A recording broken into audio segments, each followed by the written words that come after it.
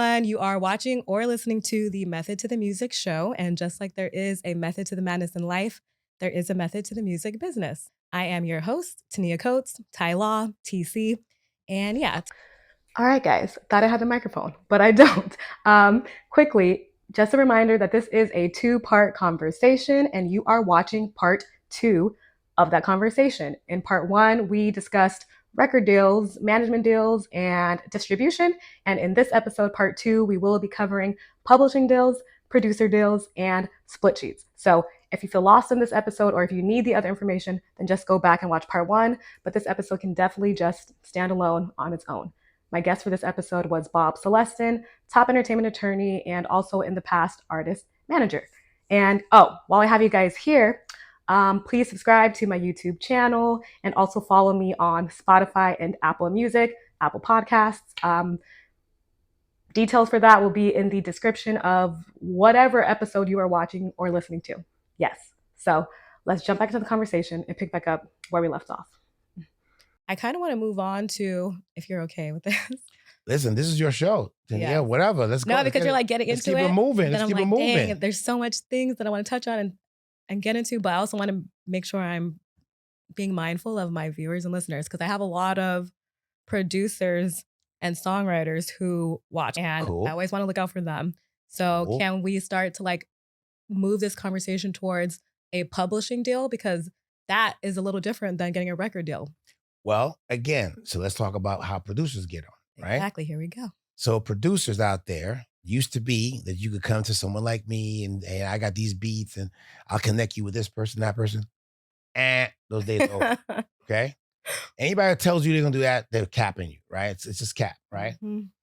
What I find a lot of my producers are doing is they're using like websites like BeatStars, for example, where you put your beats out there and it's a marketplace for producers to shop their beats to new artists. You have producers that are creating type beats on YouTube, right? So let's say you want to get a Chris Brown type beat, you'll see the producers that are making beats that they think is similar to what something like Chris Brown would make. Yep. Or they have AI doing that now, but that's a different topic. So let's not go down that road. That is a different topic. So, a lot of my clients that have had big records like Desiigner, Panda was a YouTube beat. You know what I mean? The stuff that 6ix9ine has done, he's got. Oh, I did not know that. That was a YouTube beat? That was a YouTube beat. That's what helped me pass the bar. I just want to say that. I know I told you that story. That song, Desiigner, Panda. My man, Desiigner. What's up, D? I made a song like that to stick in my head for property law. And so you've got to go as a producer and start marketing using those vehicles, using social media, basically. Yeah. In the same way that an artist has to use social media to get themselves popping, you as a producer have to use social media to get yourself popping, right? Mm-hmm. Now, if you're fortunate enough to get an artist that leases one of your beats or buys one of your beats, and that artist's record starts to go viral, now you should have in your agreement something that says, hey, I'm leasing this beat to you for X amount of dollars. Your agreement with who? Your agreement with the artist. The producer. Yeah, but the producer, you're going to have an agreement with the artist, right? Yes. And it's something along the lines of, hey, in the event that this record gets picked up by a major label, we're going to come back to the table and we're going to negotiate a proper producer agreement. Yes. Right? Oh, now we're going into another question I had for you. Yes. Because I wanted to tell them how producer agreements work. And I wanted to get your take on how that works for when you're working with an artist that's signed versus unsigned and you're going right into it. Well, yes. I mean, ultimately, once they're signed, the record label, because a lot of these, licensed agreements you get on BeatStars and everything really is not going to, the record labels won't accept those as legitimate producer agreements. Yeah, because they don't have a lot of the protections. No, not at all. I actually go through a lot of them. Right. I actually just talked about this on the other episode I just did, but they all are always missing. Some of them are just missing reps and warranties, which is crazy that Correct. They don't even have. Correct. Like, they don't even have splits. Some don't even have splits. Yeah, I represent a award that I did not sample and I'm not violating it. And I've had multiple people, I swear to you, multiple people come to me to look over something. They're about to release it and from BeatStars. And then I'm like, oh, did you ask them if they sampled anything? And they're like, no. then they'll go ask them and come back and say, they did, but my artist is like dead set on releasing this song. What am I supposed to do? I'm like, now you got to try to get the sample cleared. And if not, you should not use it. You should not release that song. Well, let me tell you, they're going to put the record out anyway. And then they're going to deal with the consequences. Oh, I know. But I'm just like, yeah. Then they start freaking out. Like, this, you just need to at least ask that question. Ask the question. So as a producer, the agreement will provide that you're going to get paid in advance, which is, again, not a loan, against what's known as a producer royalty, typically 2 to 3% of the standard retail list price, or these days, it's a percentage of the net revenue share that the artist gets pursuant to their agreement with the distributor or the record label. Okay. You also want to make sure that you have your publishing. Your publishing split in the agreement is outlined. Traditionally in R&B and hip hop, a song is worth 100%. 50% goes to the beat makers. Yes. The other 50% goes to the top liners, whoever comes up with the lyrics and melodies, right? Other genres work a little bit differently. So you want to make sure all of that is embodied in the agreement, because that agreement at the end, and then also very important, all you producers out there, make sure you become a member of SoundExchange. Very important, because attached to the producer agreement will be a SoundExchange letter of direction, which entitles you to a portion of the digital performance royalties that will be generated when a song is on Spotify or Apple and no, it's not Spotify Tidal. or Apple. You said it is or it is not? No, it's for digital radio. Yeah, digital performance royalties. I see right. Like Sirius Satellite. Yeah. Stand corrected. There you go. Sirius Satellite, Pandora, all of that. Yeah. That's money that you need to collect. 100%. What the hell? Was that you? What the hell just happened? That's never happened before. Oh, you said Sirius. I think it was. Oh, is that what it is? Oh my God, that's so crazy. That is crazy. We're gonna edit all this shit out, right? Okay. Yeah. Okay, cool. Maybe. So you want to, yes, you want to become a member of SoundExchange because they collect digital performance royalties. You also want to become a member of the MLC, the Mechanical Licensing Collective, because they collect digital mechanical royalties. And that's something that's brand new. It's about 4 or 5 years old now. It's a result of the Music Modernization Act. Yes. So that's also a source of income that Spotify, Apple, and Tidal, and Amazon will pay you, and they will collect it on your behalf. Yes, they do collect on your behalf. Also, let me break that down because I think we just went through that pretty fast. For SoundExchange, I just want everyone to know that SoundExchange collects royalties. Typically, when a song is played on the radio, only the songwriters and publishers are receiving royalties off of that. Correct. Not the artist or the label. They do not receive any money off of that. But who collects that income for them if it's on the radio? Like performing rights organizations. Such as PROs, BMI, ASCAP, ASCAP and BMI, CSAC. Yes, and then if you are international, then there's a bunch of international PROs. But for digital radio, that is what SoundExchange does. They actually do have a royalty for artists and producers on the song, but producers still get money from the radio play. Just want to put that out there from SoundExchange. And then from the MLC that he's saying, MLC collects mechanical royalties on digital streams, not radio, digital streams. And mechanical royalties are part of publishing. They are not part of the master sound recording royalties. Are not part of what an artist gets. That only goes to the songwriters and the publishers and producers. Facts. Yes. Well said. There you go. Now you can continue. I think I got everything as far as producers are concerned. And one last thing I like to negotiate in my producer agreement is make sure that you keep your producer tag. So that's always cool. Tag. That kind of gives you a distinct like ATL. What's that ATL? Made it ATL?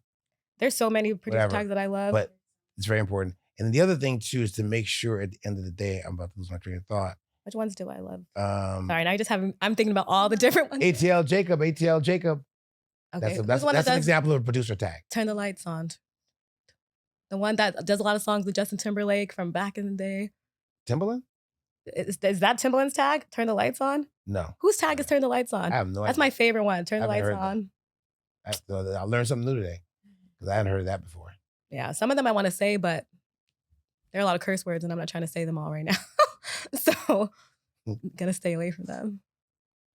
That's my favorite one. Turn the lights on. Okay, so you want to try to get that. I think we've covered producer agreements. Yeah, I think we're there. I think also I just want to,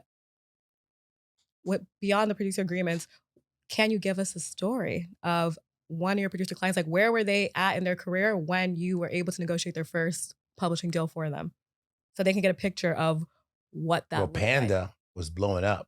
Okay. Crazy. And Desiigner owns 70% of that record. So every publisher and their mama was calling up to do a deal with him. Okay. Similarly, the producer who had 30% from also the YouTube ended beat. up, the producer of the YouTube beat. Just want to say things we can did a happen producer from your agreement YouTube with beats. him. He ended up also getting a major publishing deal. So what is a publishing deal? Like, why would you want to enter into that? Well, a publishing deal is, in a sense, analogous to a recording agreement. The difference is that the publisher will be the company that collects the publishing income that your song is generating. Mm-hmm. And they will administer, collect, and you kind of really need someone to do that, because in this day and age, there's so many different ways in which records are being exploited. Yes. And your publishing is being exploited, Mm-hmm. that you yourself are not going to be able to get it. No. Neither am I. Neither is Tynia. Don't even ask us. Hey, actually, Tynia, you're a publishing administrator now? I do. I can do a lot of publishing administration work. Wow. Then I'll send you some clients. I'm just gonna say, well, because I worked for BMI and I worked in administration and publisher relations, and then I also worked in international relations there. Well, and I worked for a publisher. All you producers that need an admin person, Tynia. Yeah, I actually really am trying to get more into the admin game, just so you know. Okay, that's a lot of meta or data. It's very, very data specific. And I'm a research nerd. There you go. So she'll handle all that. Yeah. But generally speaking, that's what a publishing company is going to do. In return, they'll take a percentage of the copyright. They usually will split the copyright if it's a co-publishing arrangement, 50-50. Co-publishing. But from an income collection perspective, it really is a 75-25 split for every dollar of publishing income generated. So kind of confusing for a lot of people, but ultimately at the end of the day, they'll give you an advance. Once they've recouped the advance, then of every dollar of publishing income they collect, if it's a co-publishing deal, 75 cents goes to you as the producer and 25% they control.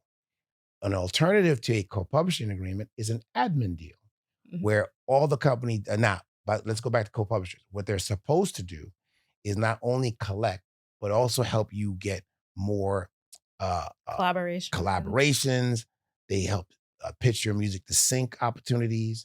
You're supposed to do all of these things. Get your songwriter camps. Songwriter camps, all that, which in my experience, the major publishers really only do that when you're kind of hot. Mm-hmm. When you're not hot, you're yesterday's news, you're not going to be able to get people on the phone, which is unfortunate, but that's the way it is. Yeah. There are some smaller alternatives and smaller companies that I like because they are more hands-on. They don't sign a lot of writers. Yeah. And the ones they do, they end up actually, giving the writer, the producer, the attention that I think that they deserve. Yeah. Right? That's actually something that I preach a lot to people, that I honestly would go with a smaller, I wouldn't say smaller, because there are some who they're just not one of the majors, but they're still pretty successful and have a lot of good writers, producers on under their roster. But remember, it's all about the money. It is about so, the money. These major publishers got big banks, and they will cut you a 7-figure advance. So overnight, you become a millionaire. And there's nothing to sneeze at.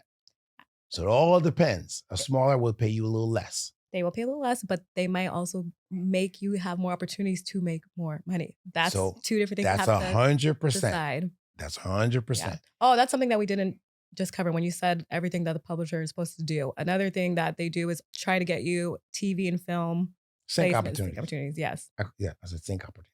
Oh, I don't think I heard you say that. Sync opportunities, which is when they try to pitch your music to advertising companies, film companies, so that they will. What is a synchronization license?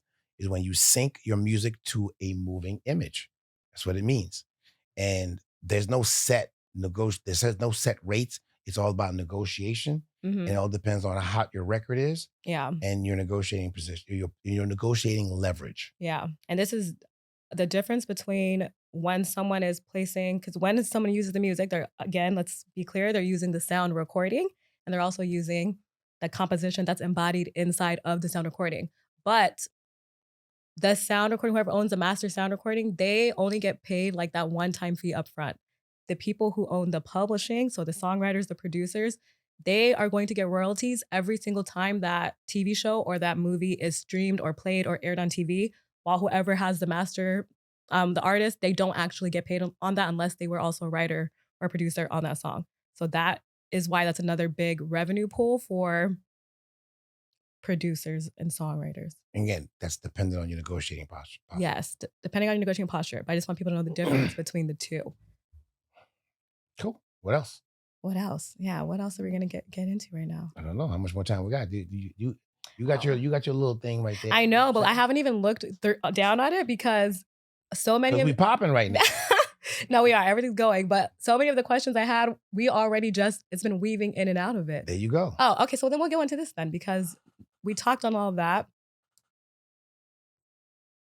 Let's go into when you like your collaborators beyond producers. So when songwriters and you have to do a split sheet, what things should absolutely be in a split sheet? Well, you bring up an interesting point also. If you're a producer, this is a generational difference. Okay. So when I was coming in the game, there was a producer who created his own genre of music called Teddy Riley. New Jack Swing. And Teddy, shout out to Teddy, he's still around. I'm glad you mentioned that. Actually made records himself. A whole song will be produced by one producer. At most, when I was at Uptown, or Untouchables Entertainment, two producers. Eddie F. would get together with Darren Whittington. Yeah. Two producers would make a record. Mm-hmm. Right? Yep. Fast forward to 2024. Now there's multiple persons just making the music. Yep. Right? You got producer A. I just came up with the drum pattern. He emails it to another producer that may be in another part of the world, and he just added chord changes. Then they email it to another producer who added snares. Then they email it to another producer that's adding whistles. It's the most ridiculous thing ever, right? So you have a record. You have a record where there's 5 or 6 collaborators on one record. This is on the music side. Yep. So now a split sheet is even more important. And what is a split sheet? It's just simply an agreement among the various authors, because that's what you are. You're as a writer, you're an author. Yep. Of the ownership interest in the composition. Yep. Again, traditionally, a song is worth 100%. Generally speaking, with hip hop and R&B, 50% goes to the top liners or whoever writes the lyrics and comes up with the melody. The other 50% comes to whoever makes the music. Yep. Now, if you have 6 producers that are collaborating on making the music, you got to take that 50% and split it 5 or 6 ways. Yeah. Which is crazy. Heaven forbid you have a sample. Oh my God. So if you use a sample, the sample owner may say, remember, we were dealing with 100%. The sample may say, we want 30% of the record. Yep. That leaves 70 left over, which you split 50-50. 35% goes to the top liners. The other 35% will be split among 6 producers. Yep. Right? So it's really, really a lot different than it was when I was coming up. Yeah. And you need to memorialize on a split sheet. You could do it on your phone, take out a piece of paper, say, hey, lyrics written by, music by, put everybody's name, get your calculator, figure it out, and what the percentages are, put the name of the percentage, and everybody sign off. Too short. Right. Everybody sign off. Yeah. And now you have the split sheets of this one particular song. Yeah. That's going to be important. Now, let me tell you something interesting. So right now, this is literally 2 hours ago, dealing with an artist that's isn't a pop realm, right? Mm-hmm. The producer, there's 3 writers and there's 1 producer. The producer attorney says, I want 50%.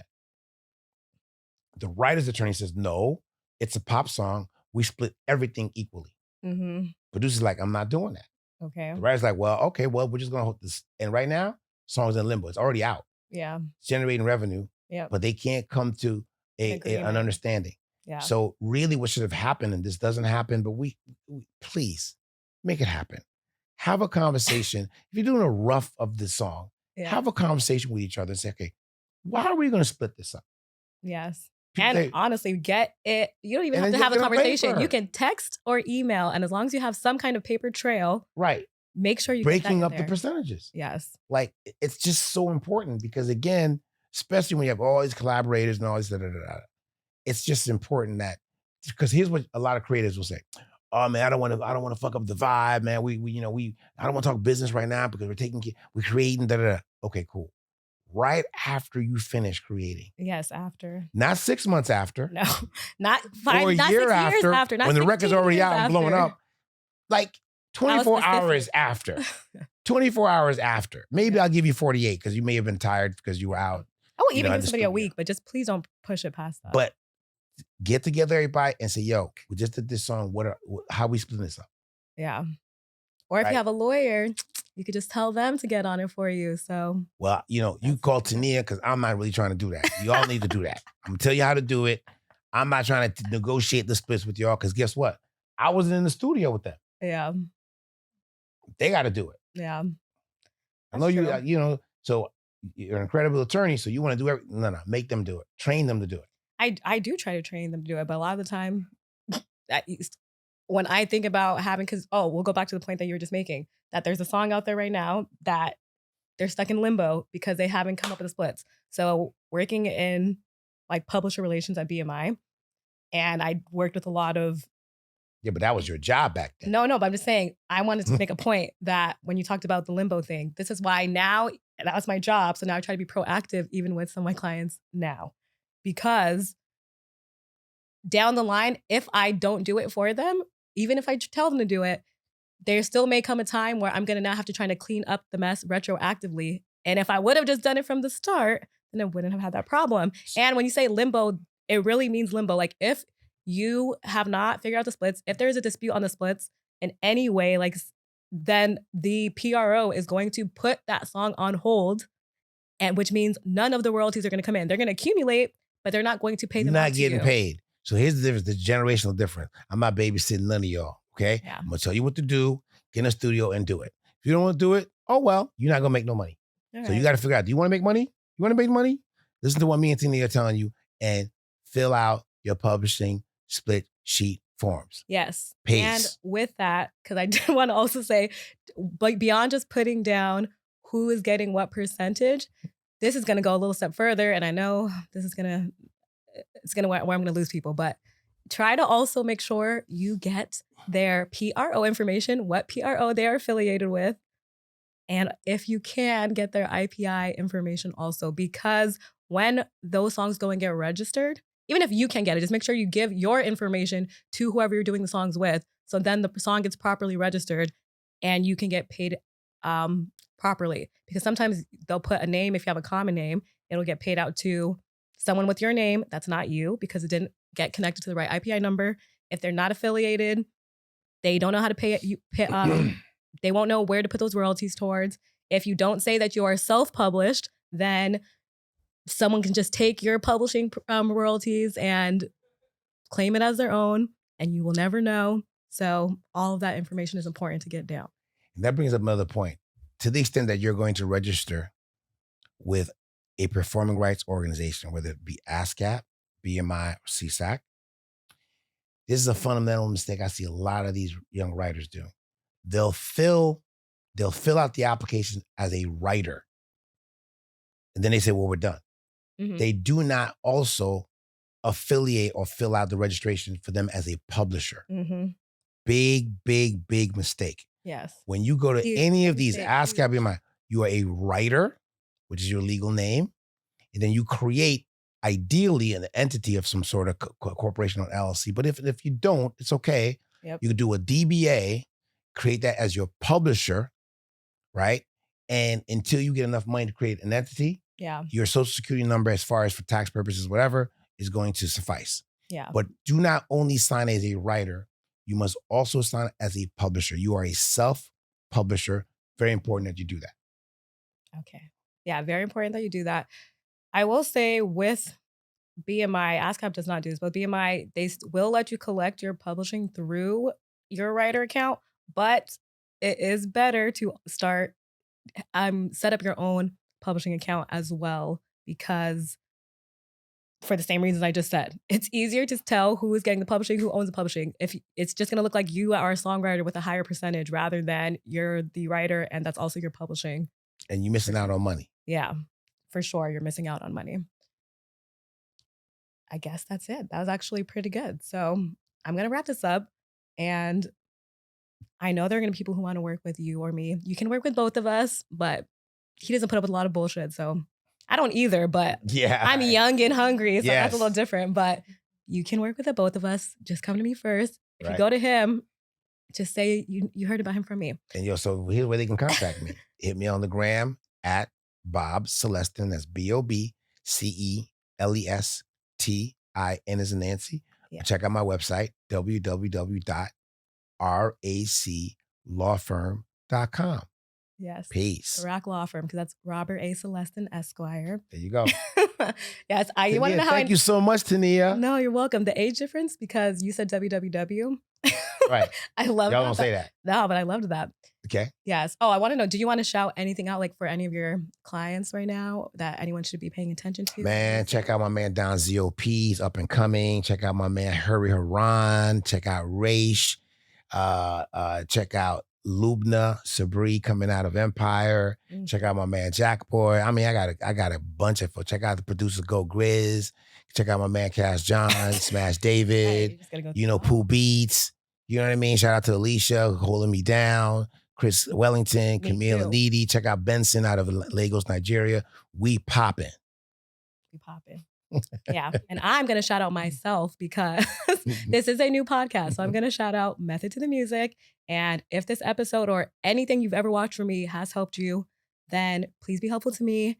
Share this, repost it on your stories or your page, or DM it to people, text it to people. You guys always do that anyways, but let's go hard this time. Don't forget to follow me on Instagram. Don't forget to subscribe to the YouTube channel because it's very important to me. And now that I'm going to be on audio, Spotify and Apple Music, please make sure you follow me on there. Look out for my girl, Tynia. That's basically what she's trying to say. Okay. Yes, but look out, give her love. Let me put it all out there though, because I normally would just put on the screen, but now I'm trying to get used to audio. So give her love. On YouTube, it's Tynia Coates, TYNIA space COATS. On Instagram, it's no space at TYNIA. Follow us both. Oh yes, but you already put yours out there. I know. And blocking yours, right? On Spotify, you're blocking everything right now. Hater. He is. He's hater vibes. Not really. He's not hater vibes. He's actually very big supporter. But and then if you want to go on Spotify and Apple, you will search Method to the Music. But that's fine. In the meantime, in between time, don't get lost in the madness that is the music business, because there is a method to the music. Bye. Peace. There you go.